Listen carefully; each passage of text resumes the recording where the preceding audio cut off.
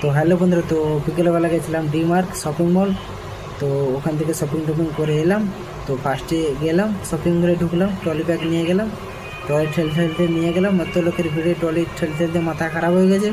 তো আমি ভাবলাম 1-1.5 হাজার টাকার মতন বিল হবে, হাইস্টলি 2,000 হবে। শপিং করতে করতে করতে করতে 4,500 টাকার বিল হয়ে গেছে। তখন বিল কাউন্টারে বিল করি, তো মাথা খারাপ হয়ে গেছে তখন। তো অবশেষে বিল টিল করে বেরিয়ে এলাম। তারপর যখন এসি ব্যাগ নিয়ে যাইনি, একটা ছোটো ব্যাগ নিয়ে গেছি।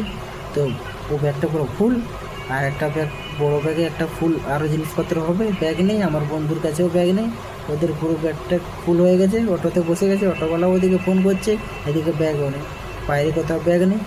তো আবার গেলাম শপিং মলের ভিতরে লাইনে দাঁড়িয়ে করে।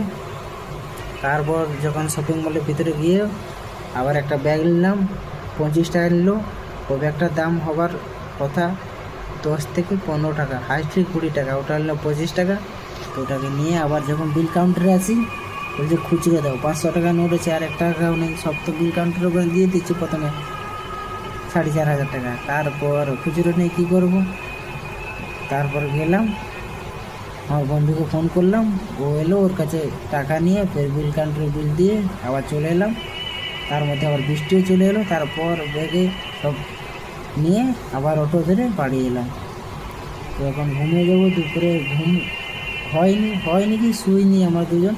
তখন দুজনে শুয়ে যাব। আবার কালকে নেক্সট কোনো ভিডিওতে দেখা হবে, কাজের মাধ্যমে ভিডিও ছাড়তে থাকবো। তো চলো, সবাইকে গুড নাইট, শুভরাত্রি।